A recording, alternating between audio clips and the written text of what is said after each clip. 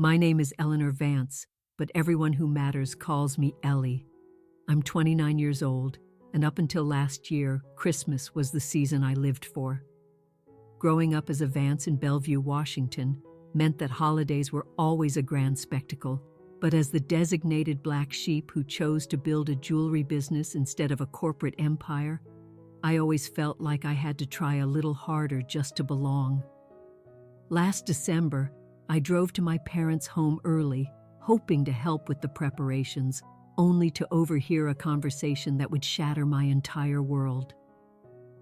My own family, in their infinite wisdom, was plotting to ambush me with a public humiliation at Christmas dinner and then systematically erase my history from the house while I sat there, broken.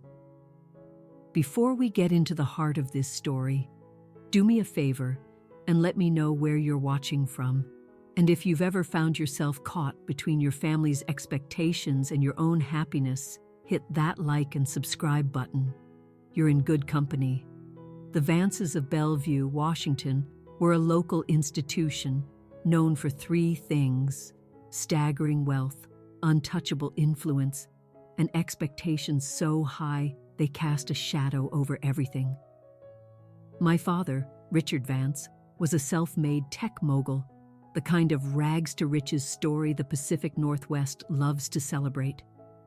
My mother, Margaret, came from old Seattle money and chaired enough philanthropic committees to keep a full-time assistant busy. Then came my siblings. Nathan, at 33, was the perfect heir, a rising star in the venture capital world our father dominated. Claire, 31, was the razor-sharp corporate attorney our parents name-dropped at their exclusive golf club.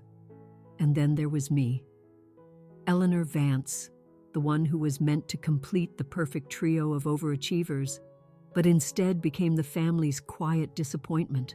From the time I could talk, the path was laid out for me.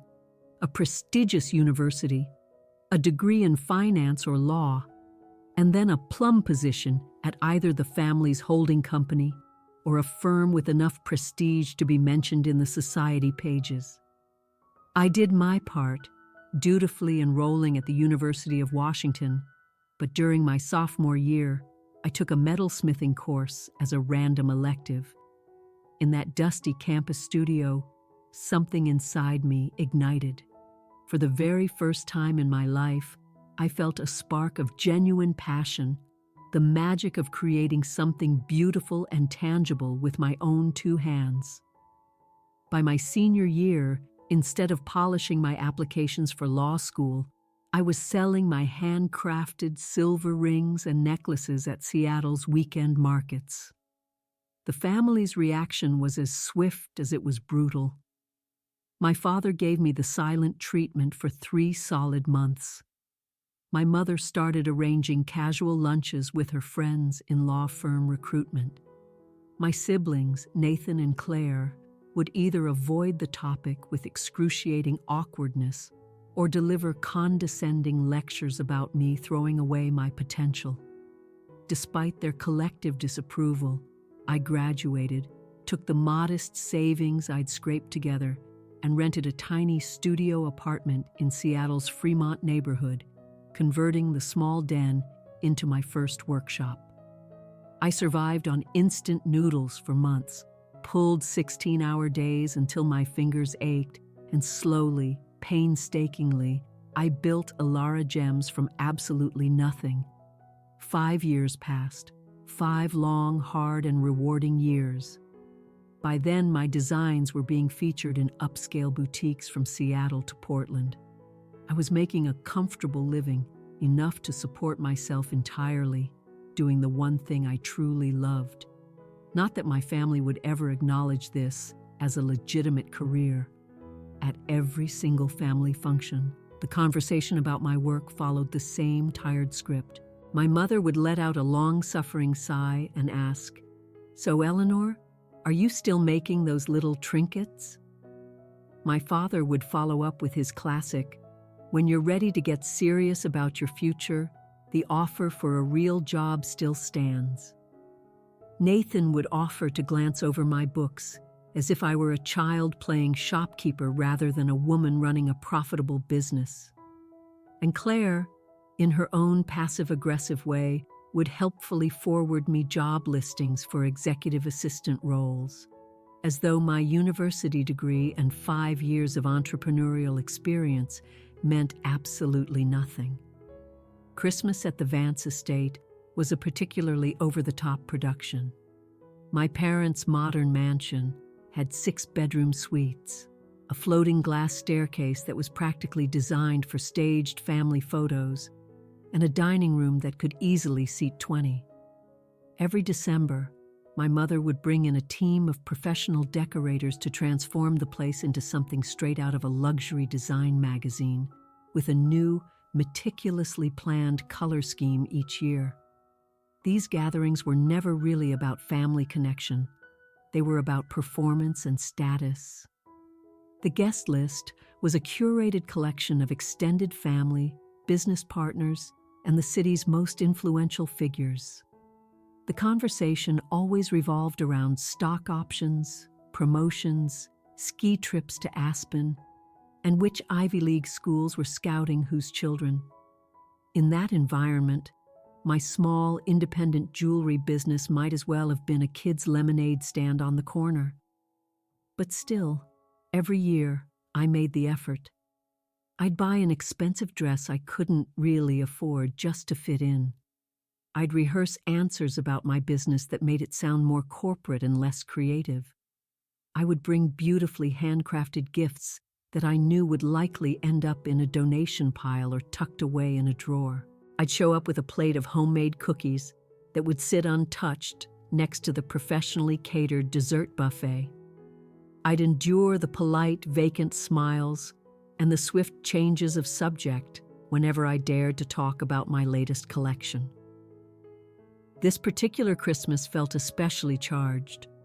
Relatives from the East Coast and even Europe were flying in, some of whom hadn't visited in over a decade.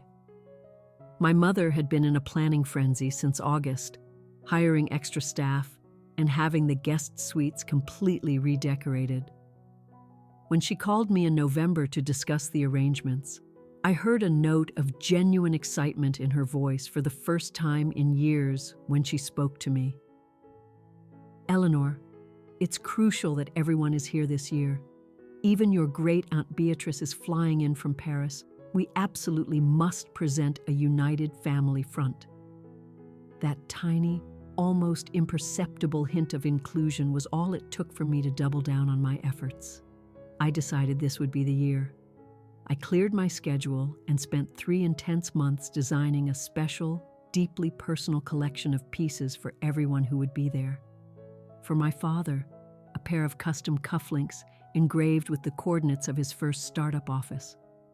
For my mother, a delicate gold locket holding a tiny hand-painted miniature of her favorite flower, a peony. For Nathan and Claire, matching bracelets with a subtle shared symbol from a childhood memory only we knew. For the extended family, I designed carefully considered pieces that reflected their individual tastes and personalities.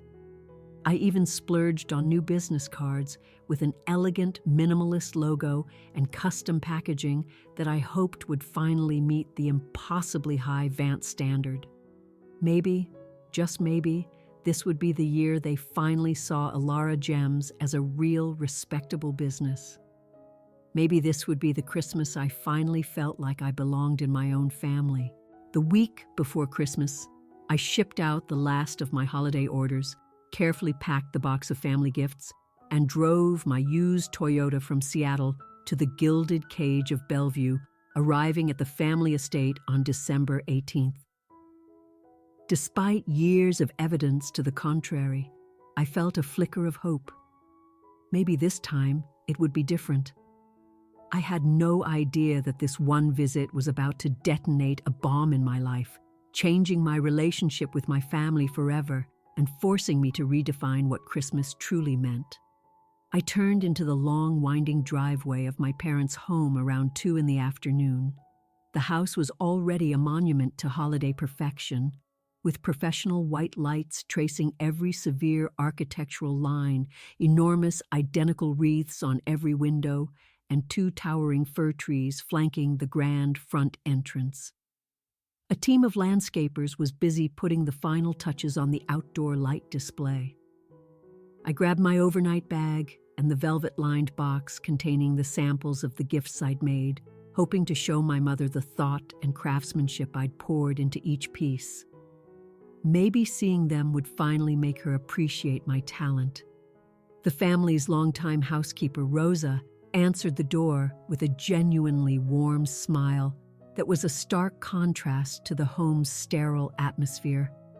Unlike my family, Rosa had always shown a quiet, sincere interest in my work, and she proudly wore a simple silver bracelet I had given her years ago. "Miss Ellie, it's so good to have you home. Your mother and sister are in the kitchen with the chef." I thanked her and walked through the cavernous, immaculate house, noting the fresh, professionally arranged floral displays on every surface and the new, uncomfortable-looking furniture in the formal living room. The kitchen had been recently gutted and renovated with stark white marble and enough stainless steel to outfit a commercial restaurant. It felt more like a laboratory than a place where food was made. My mother and Claire were huddled over an iPad with a man in a crisp chef's uniform. They barely glanced in my direction as I entered. "Eleanor, you're finally here," my mother said, her tone flat, without moving an inch to greet me. "The guest room in the West Wing is ready for you. Not your old room, of course. We needed that space for additional storage this year. No hello, no how was the drive." Not even a flicker of acknowledgement that the room she'd so casually repurposed had been my sanctuary for 18 years of my life. "Hi, Mom. Hi, Claire." "The house looks incredible," I said, still clinging to my resolution to be positive. Claire looked up from the screen for a fraction of a second. "You look exhausted. The city must be wearing you out." It wasn't a question. It was a diagnosis, a judgment cloaked in the thinnest veil of concern. I forced a smile. "Actually, business has been amazing. I've been really busy with holiday orders. I even brought some samples of the gifts I made for everyone, if you want to see." My mother waved a dismissive hand in my direction. "We're in the middle of finalizing the menu for Christmas Eve. Perhaps later. The chef requires our full attention." The chef, a tall man with an impeccably groomed beard, shot me a brief sympathetic glance. I had been summarily dismissed. "Sure, no problem. I'll just go take my things upstairs." Neither of them replied as I turned and left the kitchen. The familiar knot of disappointment tightened in my stomach, but I tried to push it down. This was just how they were. I just had to find the right moment, the right opening. After dropping my bags in the sterile guest room, I decided to find my father and brother, hoping for a slightly warmer reception. As I neared my father's study, I could hear several voices inside, engaged in what sounded like a serious discussion. I was about to knock when I heard my name. "Eleanor needs to finally understand that this jewelry hobby of hers isn't a sustainable career path." My father's voice boomed, firm and resolute. I froze, my hand hovering inches from the polished wood of the door. "That's why I asked Stephen to be here," my brother Nathan replied. "As a financial advisor, he can lay out the hard data during the intervention, show her in black and white how precarious her situation really is compared to a stable career." Intervention. The word hit me like a physical blow. My heart started hammering against my ribs as I pressed myself flat against the wall, just beside the partially open door, hidden from view, but able to hear everything. "Are you all certain that an intervention during Christmas dinner is the right move?" That voice belonged to my Uncle David, my father's younger, more reasonable brother. "It's the perfect time," my mother's voice cut in. I hadn't even realized she'd left the kitchen. With the entire family as witnesses, she'll feel the appropriate amount of pressure to finally make a sensible choice. "I've already spoken to Lawrence at the firm," my father continued. "He's willing to create a position for her in the marketing department. Nothing too demanding, of course, but it will give her structure and a respectable salary." My sister Claire's sharp voice joined the chorus. "I think we need to be blunt. The last time I tried to suggest she look at other options, she started going on about her Instagram followers, as if that's a real metric for success." They all shared a short, dry laugh, a sound that cut through me like shards of glass. "What exactly do you intend to say?" Uncle David asked, a note of skepticism in his voice. "We'll wait until after the main course is cleared," my mother explained, her voice taking on the same strategic, detached tone she used when planning her charity galas. "Richard will start by expressing our collective concern for Eleanor's future. Then Nathan will introduce Stephen, who will present a brief financial analysis of her so-called business versus a standard corporate salary. I've run some numbers," Nathan added, his voice full of self-importance. "Based on her apartment size and neighborhood, she can't be clearing more than $30,000 a year after expenses. Stephen will contrast that with an entry-level corporate role starting at more than double that, with benefits. They had been investigating me, calculating my worth based on the square footage of my home. The violation was so profound it felt physical, like a hand squeezing my lungs. I still don't see why this has to be a public spectacle at Christmas dinner," Uncle David pressed. "Because she needs to feel the weight of the family's expectations," my mother replied coolly. "When she sees that everyone is concerned, she will finally grasp how her choices reflect on this family." The Morgan's daughter just made junior partner at her law firm, while our daughter is selling trinkets at craft fairs. It's humiliating. Trinkets, craft fairs.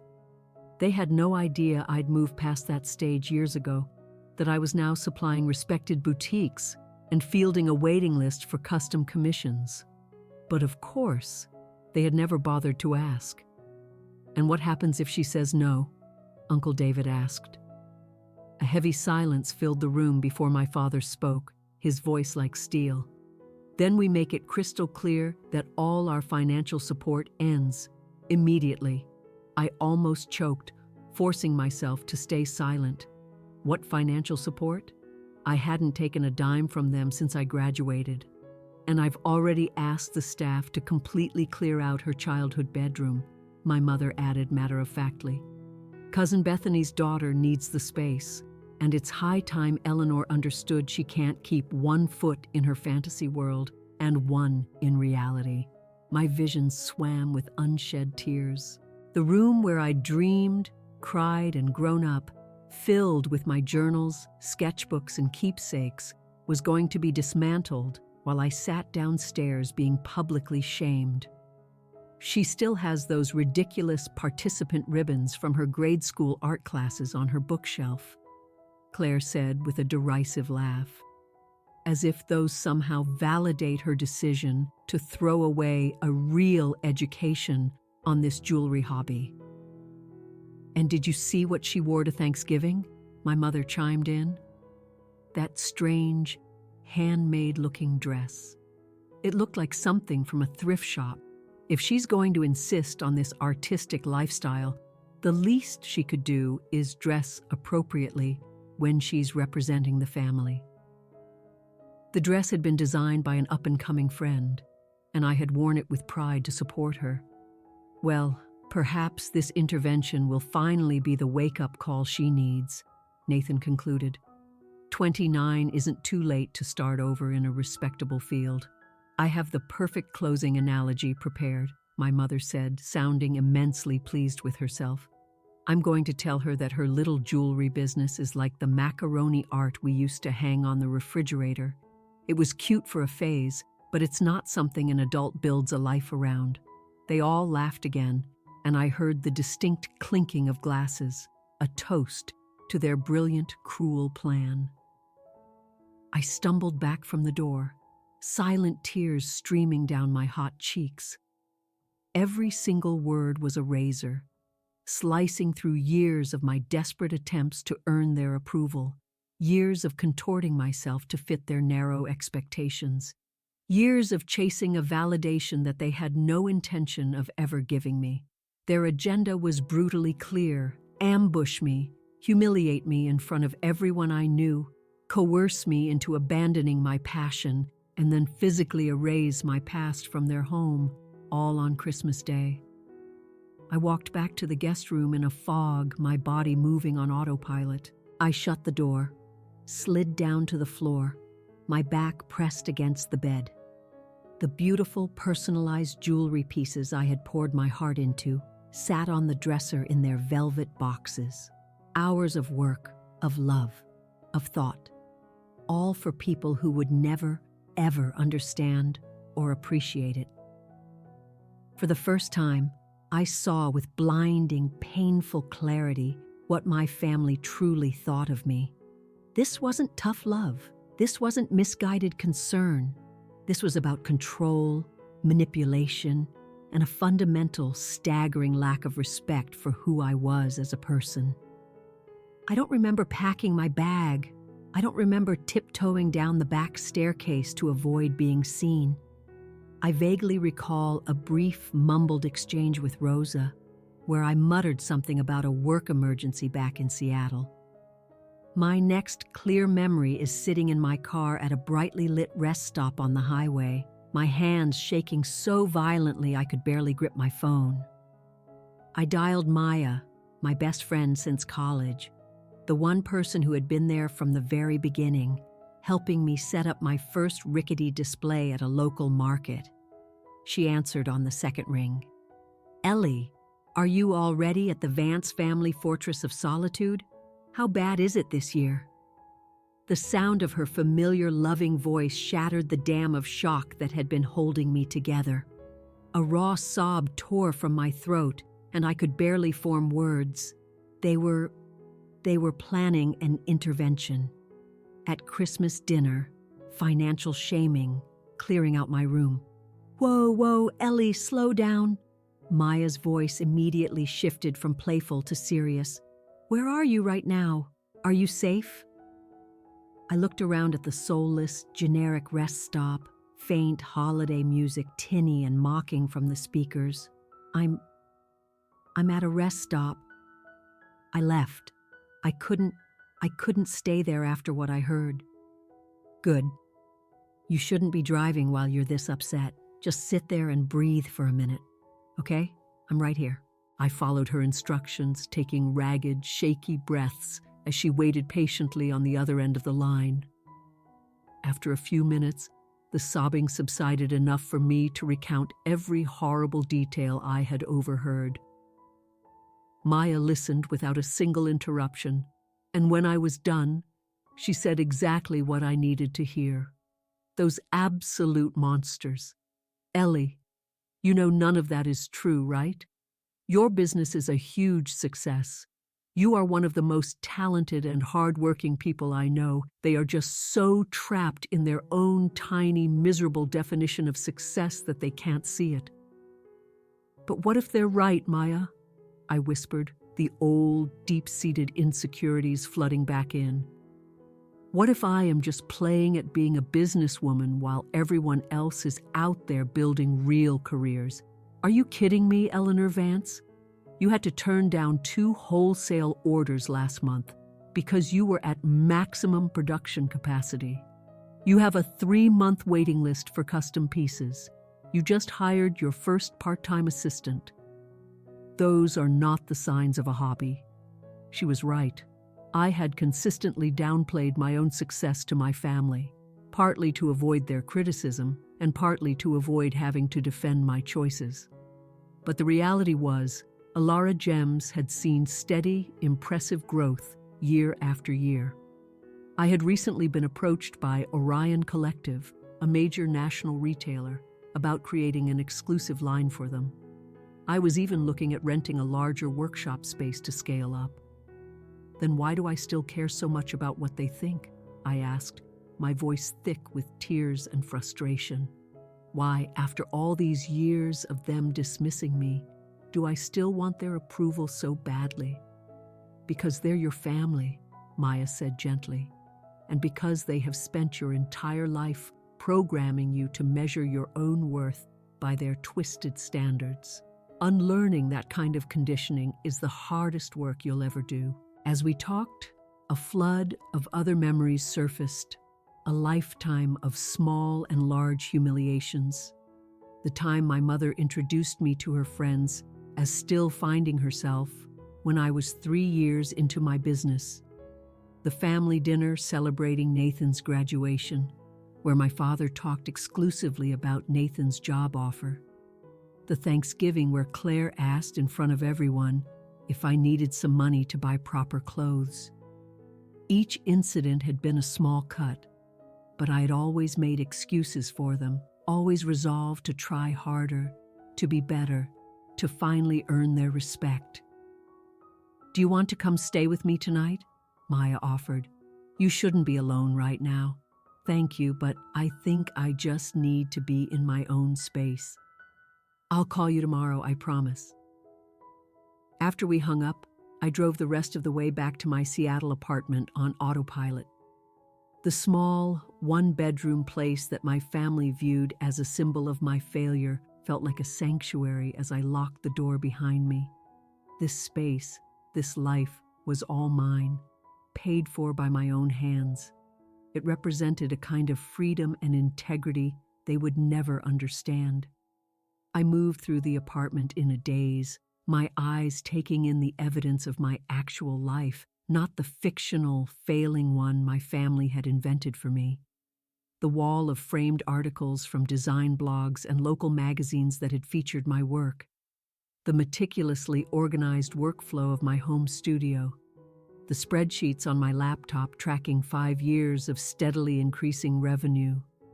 The binder filled with heartfelt testimonials from repeat customers. I opened my laptop and pulled up an email I had been hesitating to answer for 2 weeks. It was the offer from Orion Collective to feature a collection of my designs in their spring catalog, with a guaranteed minimum order that would more than double my annual revenue. I had been anxious about scaling up so quickly, worried about maintaining the quality of my handmade work. But now, in the harsh light of my family's betrayal, the decision felt startlingly clear. This was a massive, legitimate business opportunity that any sane person would recognize as a huge step forward. I glanced at the few childhood photos I kept on my bookshelf. My family on a boat trip when I was 10, everyone smiling for the camera. My high school graduation, my parents flanking me, their smiles proud. Were any of those moments real? Or were they all just performances for an audience? Had there ever been a time when they loved and accepted me for who I was, not for who they wanted me to be? I barely slept that night, my mind cycling through waves of grief, white-hot anger, and a strange, cold clarity that was slowly emerging from the wreckage. By morning, exhausted but calm, I knew I was standing at a crossroads. I could continue to spend my life chasing the approval of people who were incapable of giving it, or I could finally, for the first time, choose myself. The answer, which had seemed so complicated for so long, was now painfully, beautifully simple. I deserved better than what they had planned for me. I deserved to be seen, to be valued, and to be respected for who I actually was. That single realization didn't magically erase 29 years of emotional conditioning, but it created a small, solid piece of ground beneath my feet, a place where I could finally stand firm and begin to build something new. The next morning, I woke up with puffy eyes, but a sense of purpose I hadn't felt before. My phone showed 3 missed calls from my mother and a single terse text message. "Where are you? The caterer needs a final head count." No concern for my sudden disappearance, no question about my safety, just logistics for her perfectly orchestrated Christmas party. I set the phone aside without replying and made a strong cup of coffee. As I sat at my small kitchen table, surrounded by my design sketches and order forms, a new plan began to take shape in my mind. For once, I wouldn't react with hurt or desperation. I would be strategic. I would be deliberate. I would handle this like the business owner I was. My first call was to my therapist, Dr. Anya Sharma, asking for an emergency session. She thankfully had an opening that afternoon.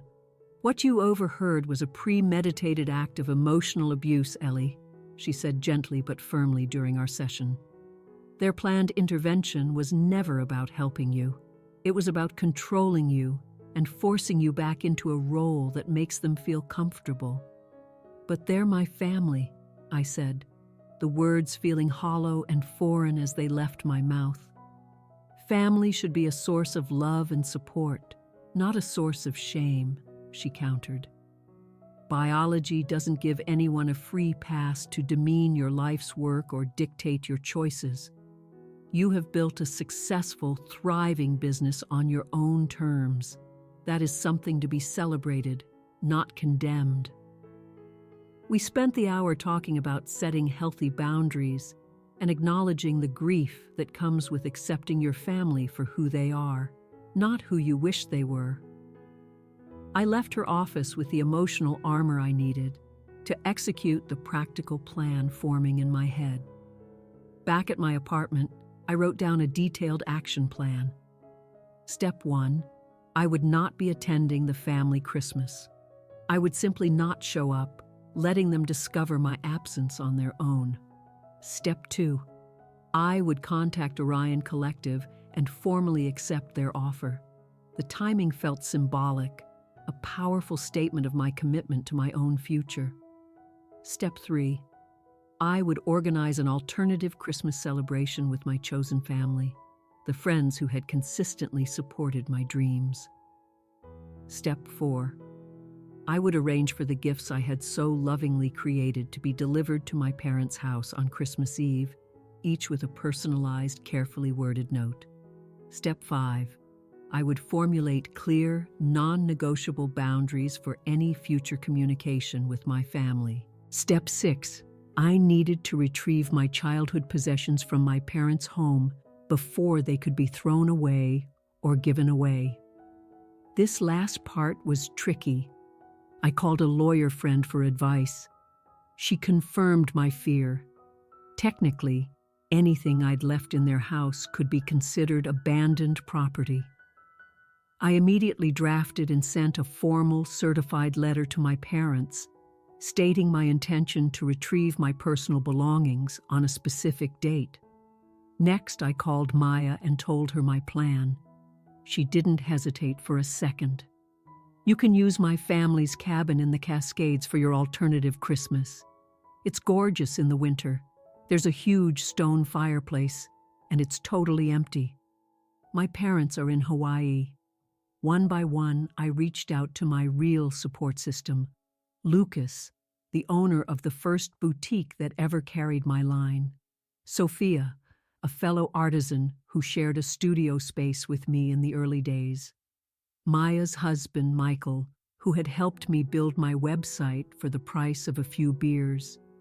Each of them immediately and enthusiastically agreed to what Sophia quickly dubbed Freedom Christmas. The executive at Orion Collective was pleasantly surprised by my quick and decisive acceptance of their offer. We scheduled a planning meeting for the first week of January. For the gifts, I hired a high-end courier service known for its white glove presentations. The owner, a woman who had built her own business from scratch, was so moved by my story that she offered to personally oversee the delivery on Christmas Eve, ensuring maximum impact. With every task I checked off my list, I felt a strange and potent mixture of profound sadness and exhilarating freedom. The sadness was a mourning for the family I had always yearned for, but would never have. The freedom came from finally truly letting go of that impossible dream and choosing to build my own happiness. The next few days were a blur of activity. I ordered food, planned activities, and created small, new handmade gifts for my friends. I kept myself deliberately busy, knowing that any idle moment would open the door to doubt and regret. 3 days before Christmas, an email arrived. It was from my parents' attorney, not from them. It coldly stated that I could schedule an appointment to collect my items after the holidays, and that a staff member would be present to supervise me.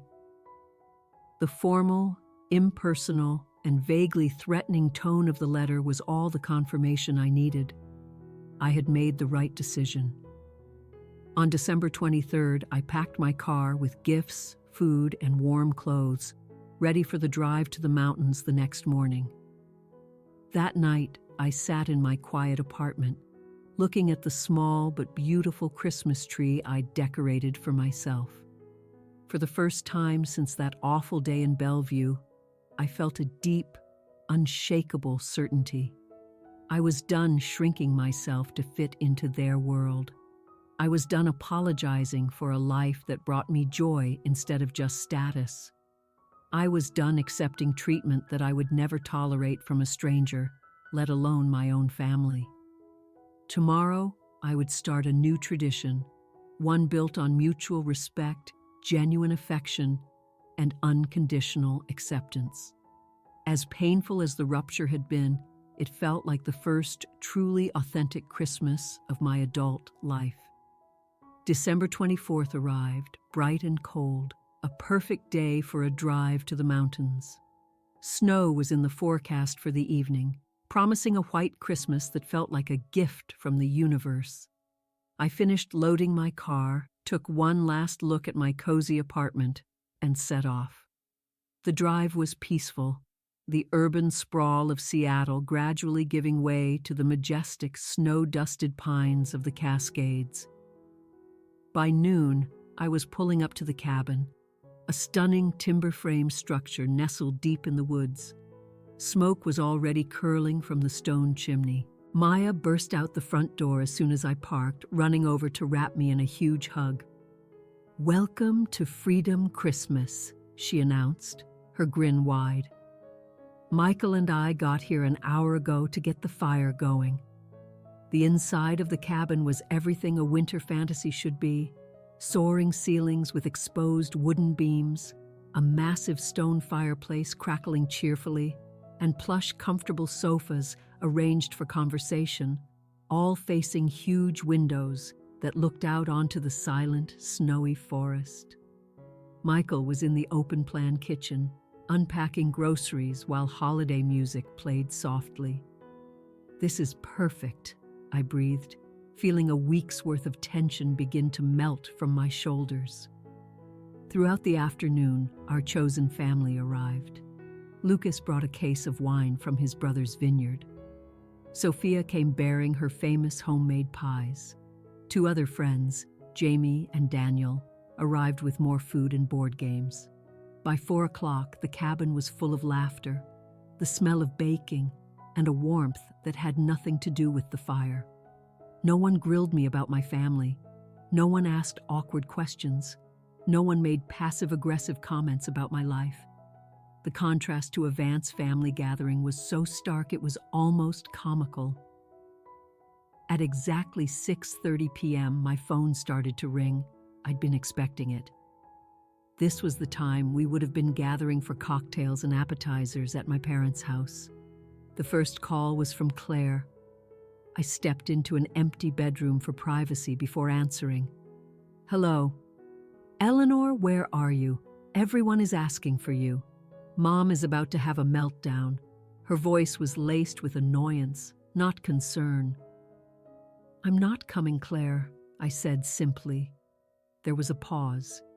"What do you mean you're not coming? Of course you're coming. The entire family is here. Great Aunt Beatrice just asked where you were." I mean exactly what I said. I will not be attending Christmas this year. You can't just not show up. What am I supposed to tell everyone? This is so unbelievably irresponsible, Eleanor. Just like your... She caught herself, but I knew what she was going to say. Just like your hobby. Tell them whatever you want, Claire.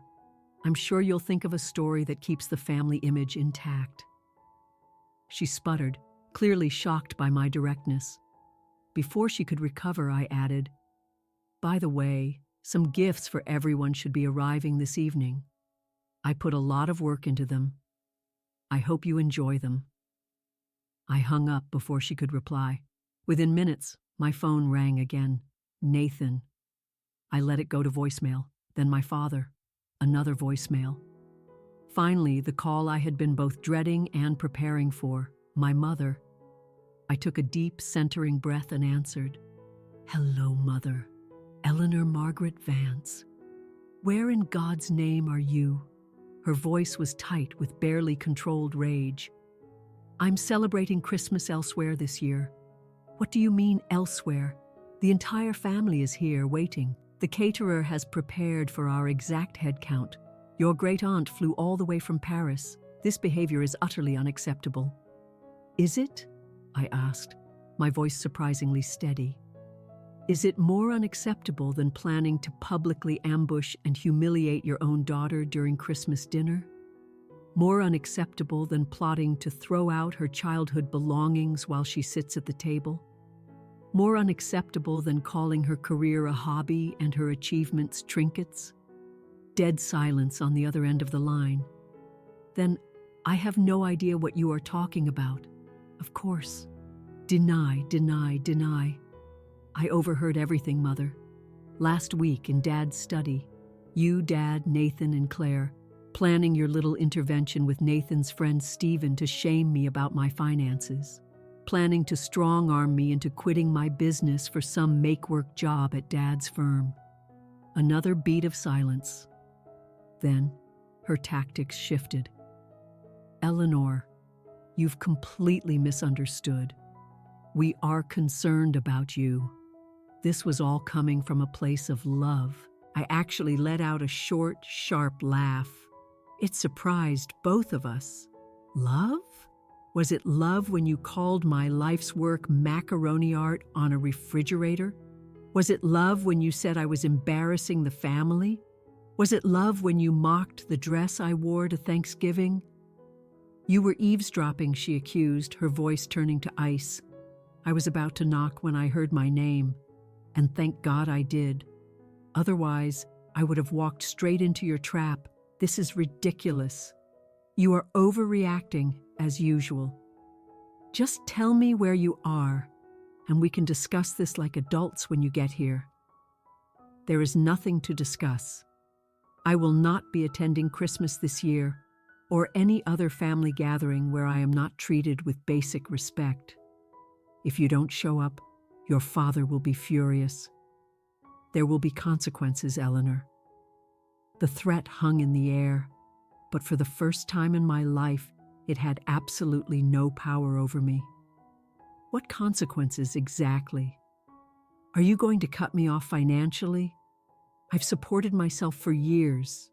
Are you going to take away my childhood bedroom? You were already planning to do that. Are you going to damage the family reputation? I'm sure you'll find a plausible lie to tell everyone. You are being theatrical. No, Mother. For the first time, I am being honest. I deserve better than the way this family treats me. I deserve respect for the business I have built from scratch. And since I clearly can't get that from you, I am choosing to spend Christmas with people who actually value me for who I am.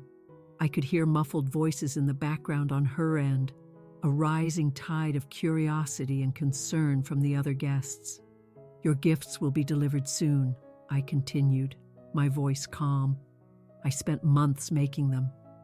Whether you choose to appreciate them or not is entirely up to you. This conversation is not over, she said, her voice dangerously low. Actually, it is. Merry Christmas, Mother. I ended the call and sat on the edge of the bed, a slight tremor running through my body, but feeling more powerful than I had in my entire life. A soft knock came at the door, and Maya peeked her head in. "Everything okay?" Sounded like you were holding your own in there. I looked up, and a real smile spread across my face. Everything is better than okay. I think I just stood up to my mother for the first time ever. She grinned and held out a glass of wine. Well then, I'd say that calls for a toast. When I rejoined the group, no one pressed for details, but Lucas raised his glass. "To Ellie," he said, his eyes twinkling, "the most talented designer I know and the founder of Freedom Christmas." As our glasses clinked, my phone chimed. It was a text. To my utter surprise, it was from my brother Nathan. It simply said, "Not everyone agreed with the plan. Call me when you're ready." An hour later, I got a notification from the courier service. All packages had been successfully delivered. I could only imagine the scene unfolding in that cold, perfect mansion, as each family member opened the gift I had made just for them, along with the note I had enclosed, a note that explained the gift's personal significance and gently, but firmly, set the new terms for our relationship, if we were to have one at all. For the first time, I was spending Christmas Eve exactly where I wanted to be, with people who saw and loved me for who I was, not in spite of it. The crushing weight of my family's expectations had finally lifted, leaving behind a space for something new, something real to grow.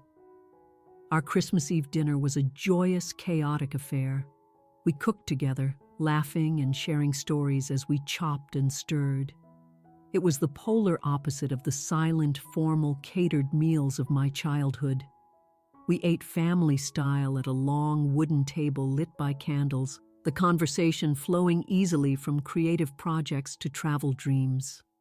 After dinner, we gathered by the fire. Outside, the snow was falling in thick, silent flakes.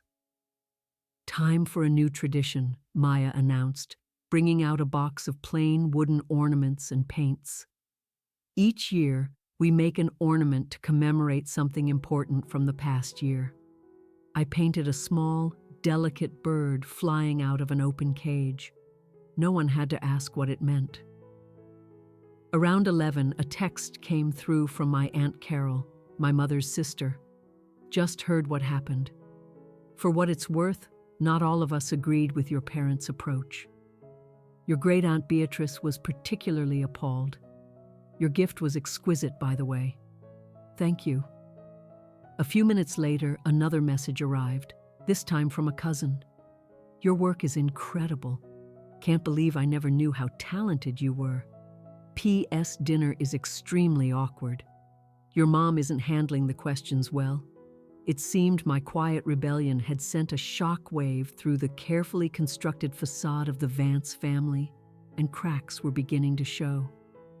Christmas morning at the cabin was magical. We exchanged small, thoughtful gifts around the tree. I gave each of my friends a piece of jewelry I'd designed just for them. Sophia cried when she opened her necklace, a silver pendant shaped like a tiny version of the first ceramic pot of hers I'd ever bought. "This," she said, her voice thick with emotion, "is why you're successful, Ellie. You don't just sell jewelry, you sell meaning." In the afternoon, I got a call from my Uncle David. "Eleanor, I just wanted to call and say I'm proud of you," he said without preamble. "I never supported that intervention nonsense. What you've built is impressive." "Thank you, Uncle David," I said, genuinely touched. "That means more than you know. Things here are tense," he continued. "Your gifts arriving last night caused quite an uproar. Your great-aunt opened her bracelet and declared it was finer craftsmanship than her Cartier. Then she demanded to know why no one had ever told her how successful your business was." A smile spread across my face. The truth came out, rather explosively. "Your mother tried to say you were just overreacting, but Beatrice is sharper than they give her credit for. She pulled the whole story out of them, piece by humiliating piece. I've never seen her so furious." "What did my parents say?" I had to ask. Your father retreated into his usual argument about financial security. Your mother just kept blaming you. Neither of them came out looking very good. He paused. There's something else. I went through something similar with your grandfather when I chose to be an architect instead of going into the family business. It took years, but he came around.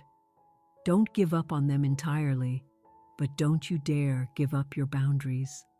That evening, as we were playing board games, my phone buzzed with an email from Orion Collective. They had reviewed my portfolio again and wanted to increase their initial order by 30%.